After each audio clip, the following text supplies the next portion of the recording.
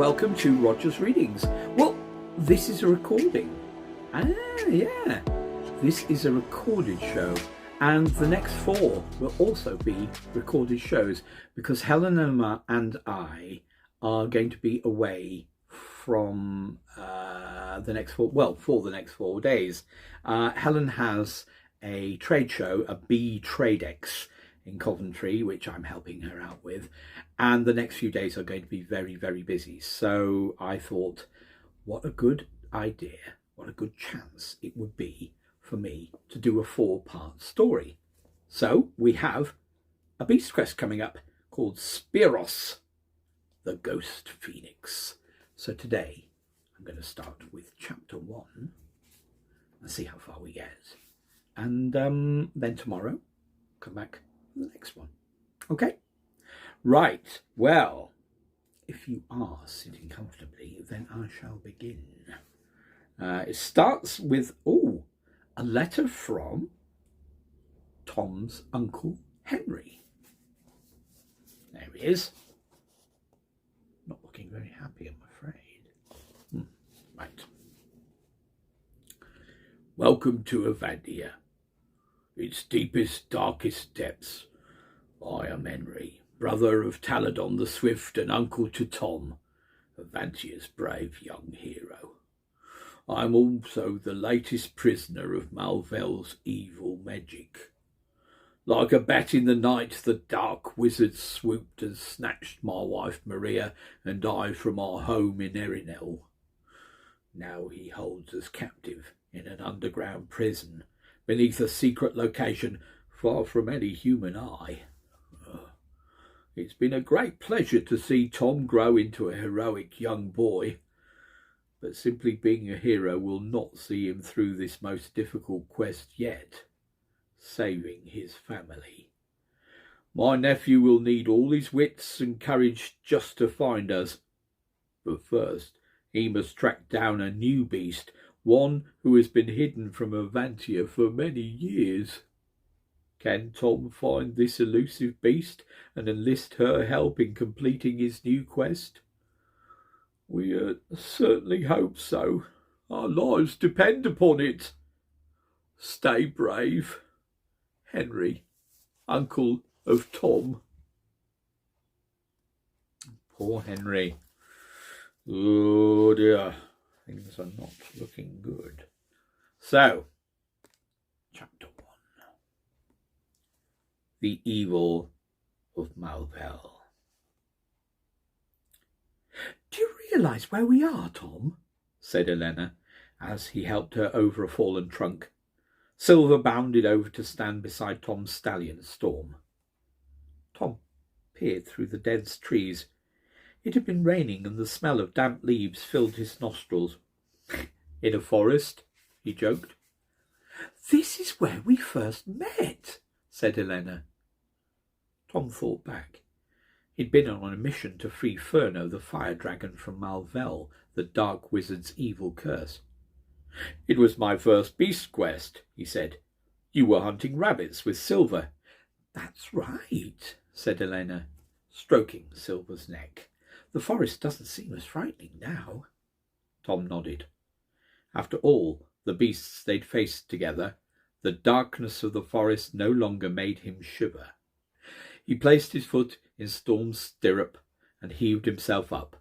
Helena climbed into the saddle behind him. Once we clear the forest and cross the plains, it's only a short ride to Erinel, said Helena. Tom smiled. I can't wait. It's been so long since I last saw my aunt and uncle. Something to eat and a soft bed is just what we need after all our adventures. Silver barked and jumped up on his hind legs.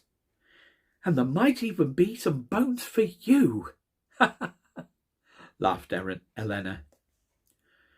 Tom steered his stallion across the mossy forest floor. But something was bothering him. He sensed that he and his friends were not alone. He let his hand drop to the hilt of his sword. What's wrong? Helena asked. A sound like a crack of lightning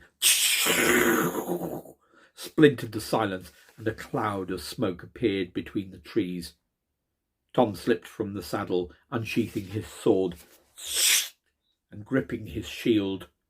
Silver whimpered, and Storm swished his tail. "Is it Malvel?" whispered Elena, dismounting. But as the smoke cleared, a familiar figure appeared. He was wearing a cloak of faded blue and red silk. "A Juro!" said Elena, rushing forward.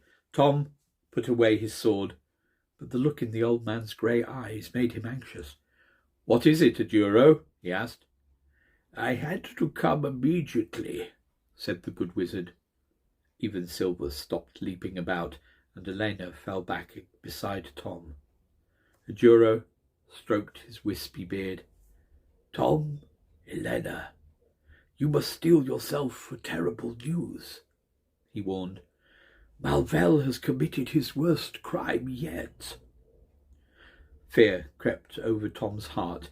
He felt Elena's fingers grip his arm. Juro looked Tom in the eye. "A messenger arrived at King Hugo's castle this morning with a dreadful tale. Last night a weary traveller came to your village. The local tavern owner thought there was something unusual about him, but your Uncle Henry and Aunt Maria, kind people that they are, gave him a meal and a bed for the night. This morning they were gone, and so was the traveller." "Perhaps they offered to accompany him to his destination," said Tom. "I'm afraid not," said a Juro.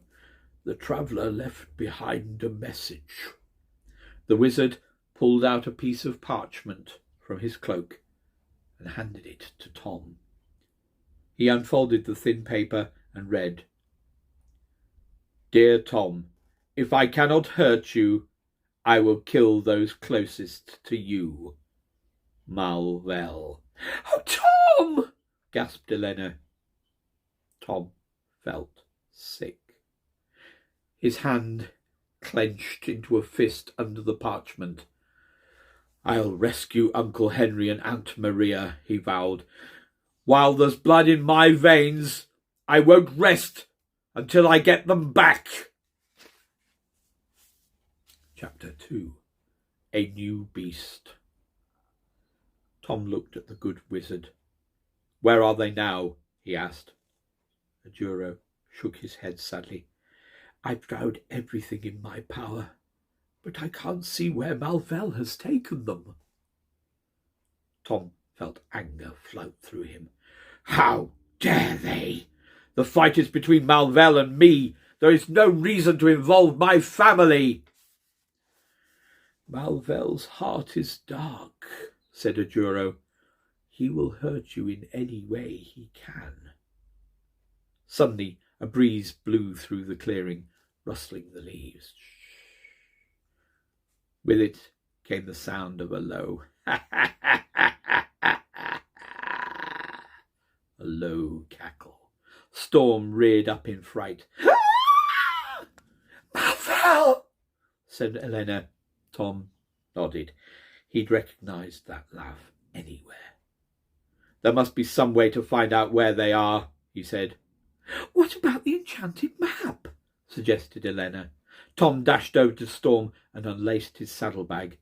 The magical map of Avantia had helped them locate all the beasts on their previous quests. Perhaps it would help them find his aunt and uncle too. He knelt on the forest floor and unrolled the parchment. Elena and a Juro stood over him, but no pulsing green line appeared to show them the way. "Malvel's evil magic is strong," sighed a Juro. "He has overcome the power of the map." "Then there must be something we can do," said Elena.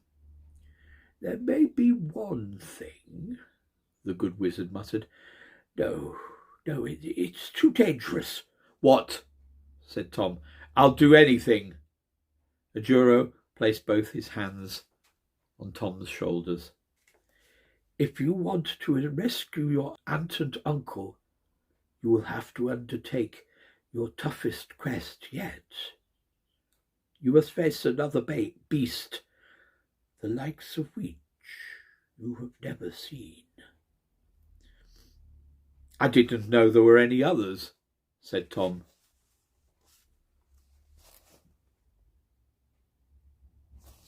"I am talking of a beast not seen for generations, the lost seventh beast of Avantia." Elena gasped. "Seventh beast?" "Yes," said Adjuro, "as well as the 6 good beasts that patrol Avantia. There was a 7th created to guard the skies.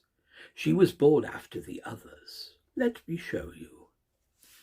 The wizard brought his hands together in a loud clap that echoed through the forest. Then he rubbed his palms. Tom looked on, baffled, and even Storm and Silver stepped closer. A thin trail of smoke emerged from between Aduro's clasped hands. It rose into the air, forming a cloud. Then, in the middle of the cloud, a shape appeared.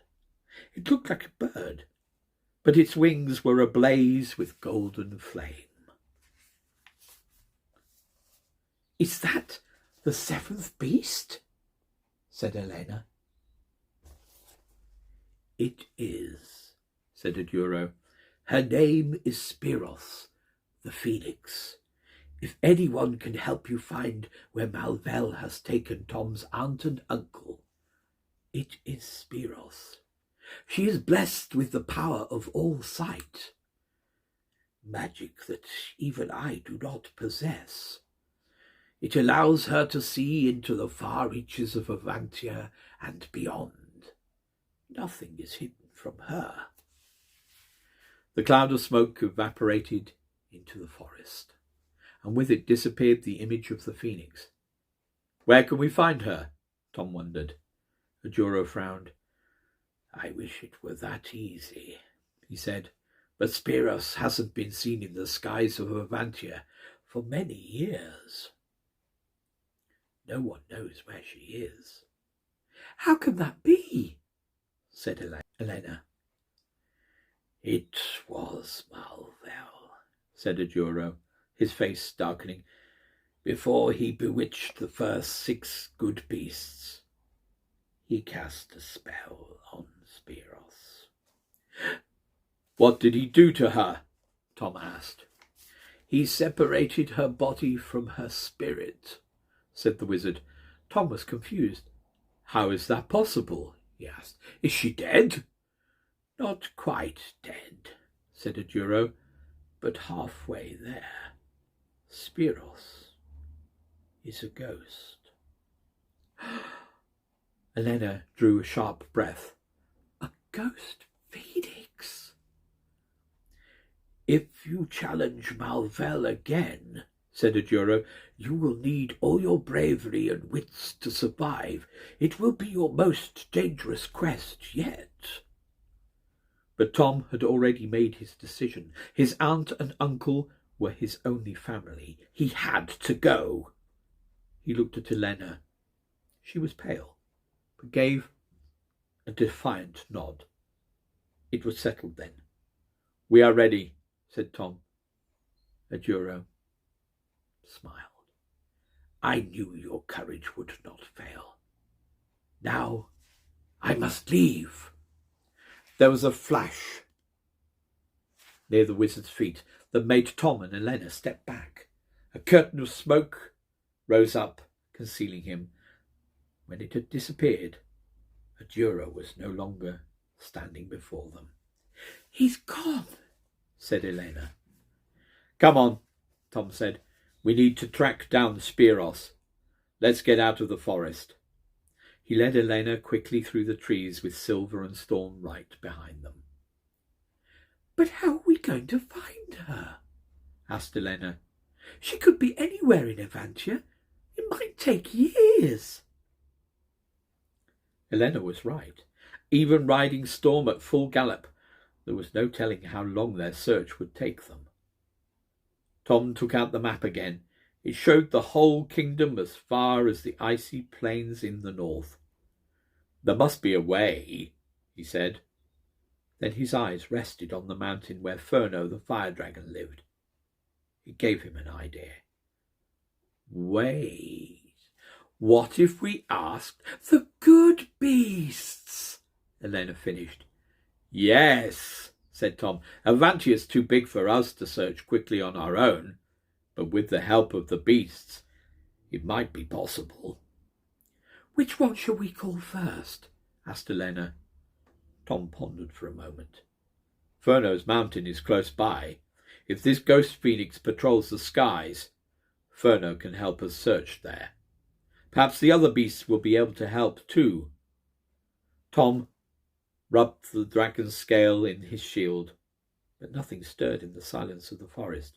"Try again," said Elena. "The beasts won't let you down." Tom did as she said, but not even a bird rustled in the branches. Just as he was about to give up, a screech filled their ears and ashes fluttered down around their feet. A shadow drifted across the trees.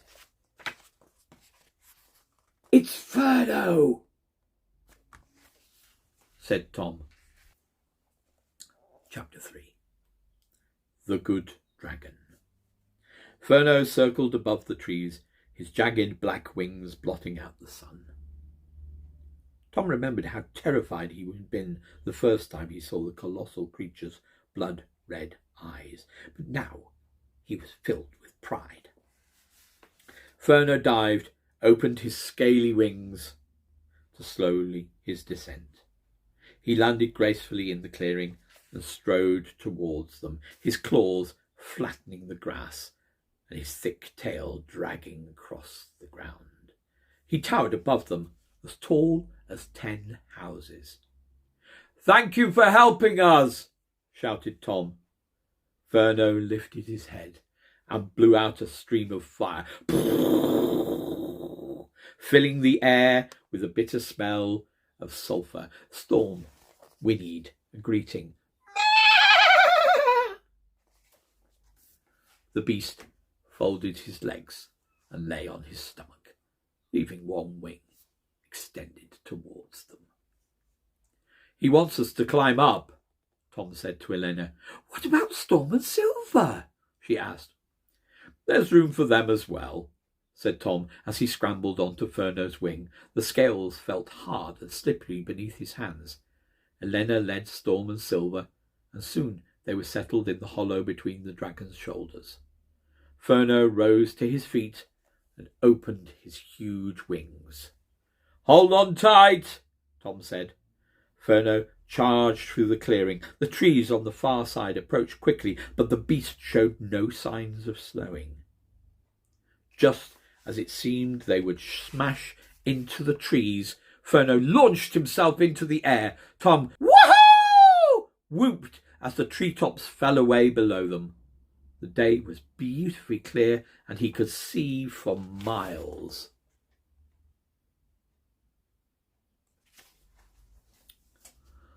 To the south, King Hugo's palace stood over the great city. Beyond that was Tom's home village of Arenel. Avantia looked so beautiful beneath them. It was difficult to think that Malvel's evil was once again at work. "We must find Spiros!" shouted Tom to Furno. "We must search the skies!"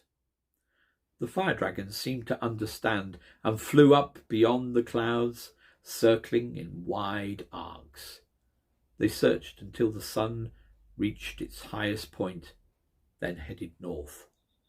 The temperature began to drop. Tom scanned the sky for any sign of the ghost phoenix, but he could see nothing apart from the occasional eagle. Soon Furno's wings were beating with less energy. "It's too cold," said Elena, "and Furno's tired." Tom patted the fire dragon's neck. "You've done enough, old friend." Furno snorted and wheeled in the air, taking them back towards the grassy plains. A herd of cattle were grazing on the long grass. The creatures scattered, letting out startled "Mrrr, mrrr, mrrr" moos as the mighty dragon dropped out of the sky and came to a stop. Tom, Elena, Storm and Silver climbed down from Furno's back, while the great beast stood patiently. "Thanks, old friend," said Tom. "You can go back to your mountain now." With a farewell roar, the fire dragon took to the skies again. Watching him fly away, Tom felt deflated. The golden chainmail he had won in his last quest was meant to give him strength of heart. But right now, it didn't feel like it was working. How would he ever find his aunt and uncle? "We have to widen our search if we're going to find Spiros," he said. "What about the plains?" "But they're vast," said Elena. "Storm is strong, but even he can't cover that much ground." "I know a beast who can," said Tom, and rubbed the fragment of horsehair embedded in his shield. After a few moments, the cattle began to crowd together. "Something spooked them," said Elena. Beneath Tom's feet, the ground quaked. The cows suddenly split into two groups, and a path opened up between them. A shape appeared on the horizon. "Tagus!" Tom shouted. The soft rumble of hooves became louder as the horseman galloped towards them.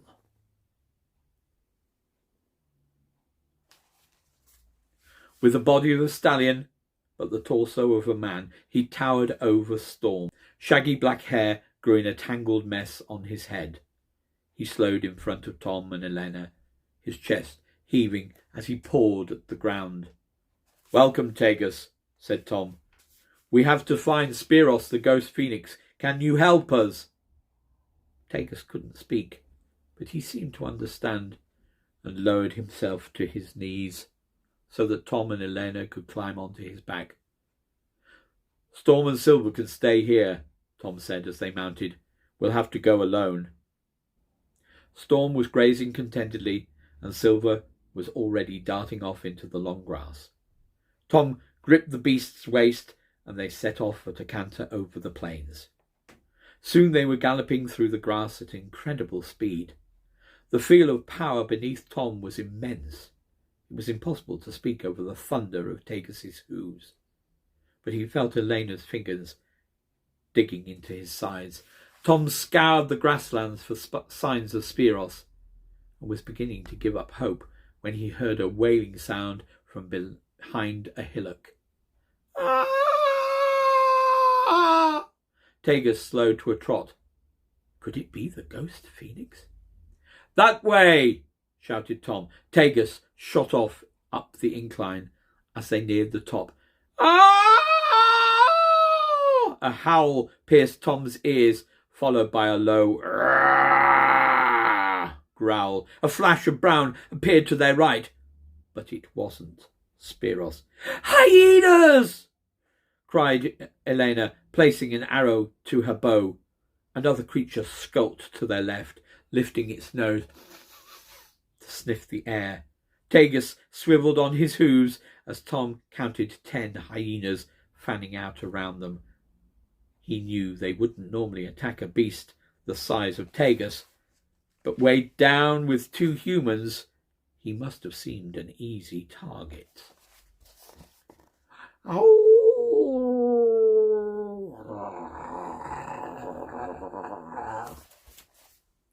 One of the ugly animals darted at Tagus's legs and received a kick that sent it sprawling. Another followed, but Elena fired an arrow, and with a yelp, the hyena limped away. "Good work," said Tom, then turned to see a large hyena bounding towards them. It leapt through the air, jaws slavering. There was no time to draw his sword, so he smashed his shield into the hyena's head. The creature fell to the ground, then dragged itself away, followed by the rest of the pack.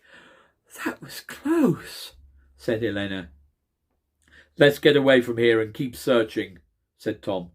He steered the horseman towards the highest part of the plateau, scattered with giant rocks. When they arrived at the top, Tom slipped from the beast's back and clambered up one of the largest boulders, staring out across the great plains. His golden helmet had given him the power of enhanced vision. He had won it on his quest against Zephon, the monster squid, and it was now safely locked away in the King Hugo's castle.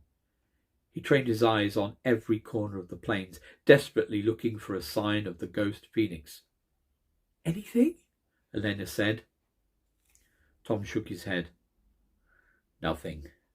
And I'm not even sure I'll be able to recognize Spiros since she's a ghost. Tagus stood, waiting for further commands. Tom turned to him. Thank you, but you should go back to protecting your cattle. Rearing up on his hind legs, Tagus "Rah!" roared, then galloped away, leaving Tom and Elena alone. What now? Asked Elena. Tom smiled. I have one more idea, he said. Perhaps to find a phoenix, we need to use a phoenix. You don't mean, began Elena. That's right, said Tom. We need Epos. Chapter 4. Searching the Kingdom. Tom took his shield and rubbed the talon of the flame bird that was embedded there. Almost immediately, a screech cut through the air and a glow appeared on the horizon. There she is! Cried Elena. The glow grew into the shape of a winged creature. Tom felt his heart fill with joy. Epos's dark red feathers glittered in the sunlight, and flames trailed from the tips of her wings. She landed beside them, her talons clattering on the rocks. Tom placed his foot on Epos's wing and climbed up, settling into the thick feathers at the base of her neck. Elena sat beside him. Epos took to the air once more, gliding low over the plains. Then she flapped her wings and climbed higher. Keep your eyes out for Spiros, Tom said to Elena. He searched the sky for a flash of golden flame, but there was nothing. Tom steered Epos east towards the volcano that was her home, but there was no sign of the seventh beast there either. Spiros! He cried out in desperation. Where are you? With a heavy heart, he guided the flame bird back to the plains where Storm and Silver were waiting. As they jumped down from Epos's back, Silver dashed forwards and placed his paws on Elena's chest, licking her face. Storm nuzzled Tom's hair. It's good to see you too, boy, Tom said. Epos took to the skies again, circled once, and then gave a call of farewell. Tom and Elena waved goodbye. I think we need to try the northern mountains next, Tom said. Won't it be too cold for a phoenix there? Asked Elena. Too cold for a living phoenix, perhaps, replied Tom, but not a ghost phoenix. Mounting Storm, they galloped across the plains towards the foothills of the mountains.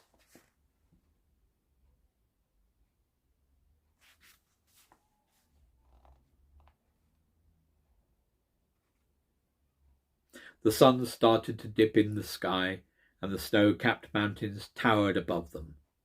If Tom could get up there amongst the highest peaks of Avantia, he would be able to see the entire kingdom. They ascended the mountain path, climbing towards a pass that ran between two enormous peaks. Tom took out the last of their supplies from Storm's saddlebag. 2 ruby Gaia fruits from the heart of the dark jungle. The juice dripped down his chin as he ate, and it gave him just the boost of energy he needed. Soon the air cooled and the path became difficult as they skirted the edge of the slope. Silver placed his paws carefully amongst the loose rocks, but Storm kept stumbling. Finally, as they reached an overhanging section of cliff, Tom drew up the reins. "We can't go any further on horseback," he said. "It's too dangerous. Storm and Silver should shelter here. We need a guide." "Arctur?" asked Elena. Tom nodded. He rubbed the eagle's feather token in his shield. Silver lifted his nose into the air. "What is it, boy?" asked Elena. A low rumbling echoed around them. Storm whinnied and took a few jittery steps backwards. From a ridge opposite, a section of rocks crumbled and crashed down into the valley. "Is it a landslide?" asked Elena. Before Tom could answer, a huge, hairy hand appeared over the edge of the cliff ahead. Its claws were yellow and as thick as wooden planks. Arctur, the mountain giant, heaved himself over the precipice and stood before them.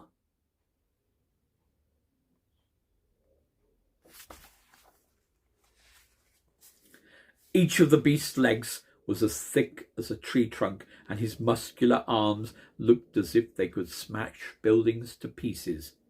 When Arctur saw Tom and Elena, he let out a roar,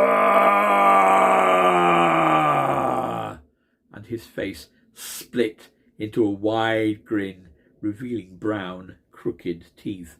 His single eye twinkled with kindness.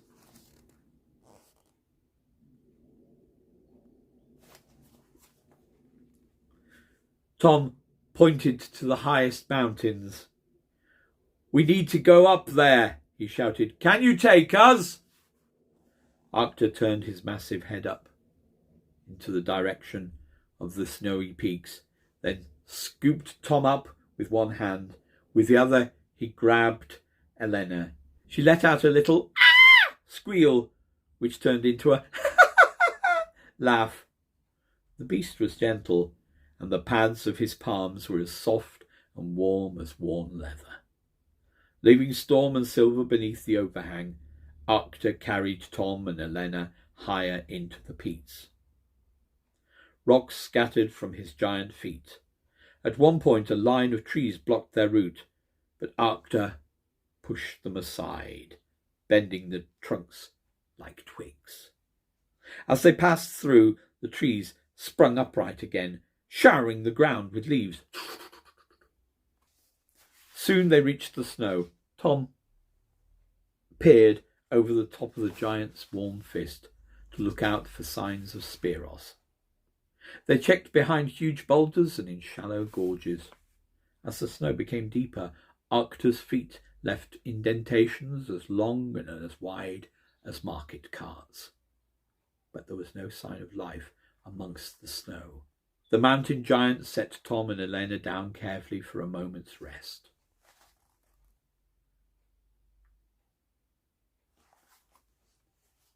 Tom immediately scanned the horizon with his magical sight.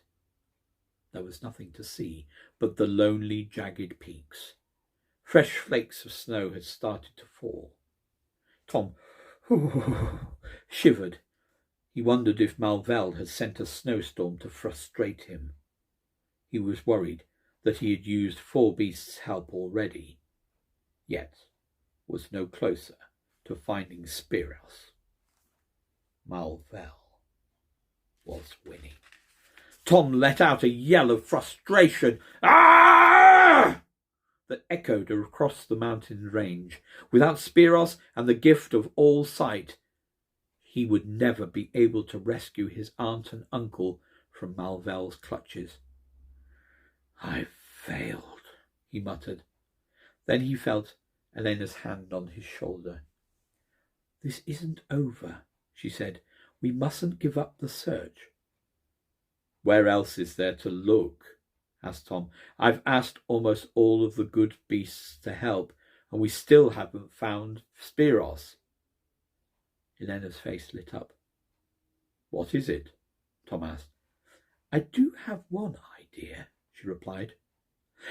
Didn't Ajuro tell us that Spiros was born after the other 6 beasts in order to patrol the skies? I think so, yes. Why is that important? Don't you see? Said Elena. She was the 7th beast to arrive. Perhaps if we get all 6 beasts together in one place. Tom stood up and gripped Elena by the shoulders. Spiros will return, he said. Yes, of course. 6 came before her. Now 6 must come again.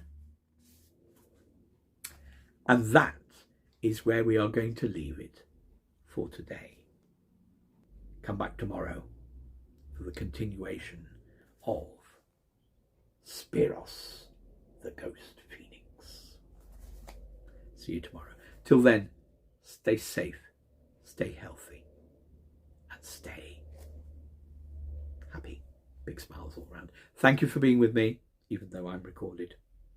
See you tomorrow. Take care. God bless.